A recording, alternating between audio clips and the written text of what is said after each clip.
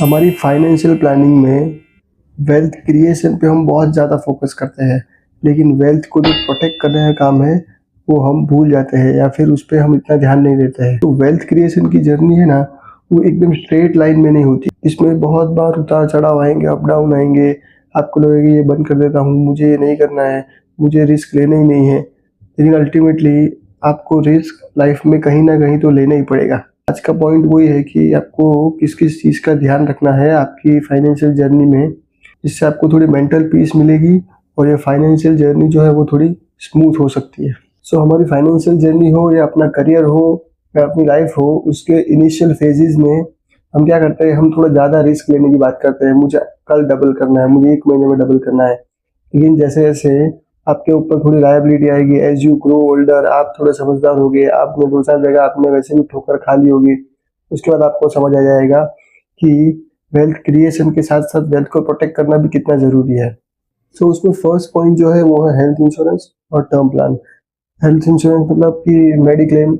आपके घर में अगर कोई भी मेडिकल इमरजेंसी आती है तो आजकल जो मेडिकल के खर्चे हैं ना, वो आपकी सेविंग को एक झटके में खाली कर सकते हैं। 5 साल 10 साल की सेविंग भी एक झटके में खाली हो जाएगी, आपको पता भी नहीं चलेगा।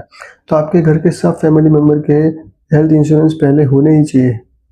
दूसरा है टर्म प्लान। जो घर के अर्निंग मेंबर्स हैं उनका टर्म प्लान बहुत ज़रूरी है। आपको अगर कुछ होता है तो आपके पीछे आपकी फैमिली को देखने वाला कोई नहीं होगा, तो वो जो फाइनेंशियल हेल्प मिलेगी उससे उनकी लाइफ थोड़ी स्मूथली चल सकती है। So second point is emergency fund. ये आपने कोविड जैसी सिचुएशन देखी है, कभी कभी आपकी जॉब लॉस आ सकता है, कोई भी ऐसी इमरजेंसी सिचुएशन आ सकती है जहां आपकी जो रेगुलर इनकम है वो बंद हो सकती है। तो उसके लिए आपको 6 महीने, 1 साल, 1.5 साल का आपको इमरजेंसी फंड आपको अलग से बना के रखना है। और इमरजेंसी फंड में आपको रिटर्न का नहीं सोचना है। उसमें मिनिमम से मिनिमम रिटर्न मिलेगा तो भी चलेगा, लेकिन वो लिक्विड होना चाहिए। कभी भी जब आपको ज़रूरत हो तो तुरंत मिल जाना चाहिए।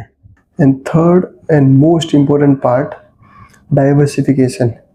आपके जो भी एसेट्स है, जो भी वेल्थ आपने जो भी बनाई है, उसको एक ही जगह मत रखिए। मतलब ऐसा नहीं होना चाहिए कि सब रियल एस्टेट में डाल दिया या सब गोल्ड में दे दिया। जो मेजर एसेट्स है, gold, real estate, equity, debt, ये सब में आप इक्वली डिवाइड करिए या फिर आपके चॉइस के हिसाब से डिवाइड करिए, लेकिन सब वेल्थ आपको एक ही जगह नहीं डालनी है। ये जो डाइवर्सिफिकेशन है वो आपके रिटर्न के लिए ज़रूरी नहीं है, लेकिन ये रिस्क मैनेज करने के लिए बहुत ज़रूरी है। ये जो आपकी फाइनेंशियल जर्नी जितनी स्मूथ आपको करनी होगी, उसके लिए आपको एसेट एलोकेशन करना ही पड़ेगा। सो एक एसेट के पीछे मत भागिए, सबका नंबर आएगा और सबका टाइम आएगा। कब कौन से एसेट में जाना है वो बहुत इंपॉर्टेंट है। और एक ऐसा कंपोनेंट है जिसे हम भूल जाते हैं, उसको काउंटिंग में लेते ही नहीं, वो है इन्फ्लेशन। अगर आप वेल्थ प्रोटेक्शन की बात कर रहे हो और इन्फ्लेशन हर साल 6% बढ़ रहा है और आपकी वेल्थ अगर 6% से ज़्यादा नहीं बढ़ रही है, आपके पैसे की वैल्यू हर साल ऑटोमेटिकली कम ही हो रही है। तो इन्फ्लेशन को बीट करने पे हमारा फोकस पहले होना चाहिए। सो ये सब वेल्थ क्रिएशन से लेके वेल्थ प्रोटेक्शन तक ये आप एक बैलेंस्ड फाइनेंशियल प्लानिंग के साथ ही अचीव कर सकते हैं। सो आपको भी इस चीज़ की ज़रूरत है या आपको भी किसी चीज़ का डाउट है तो आप हमें कांटेक्ट कर सकते हैं आपके फाइनेंशियल प्लानिंग के लिए, फाइनेंशियल सिक्योरिटी और स्टेबिलिटी के लिए। Thank you, happy investing. कल मिलते हैं।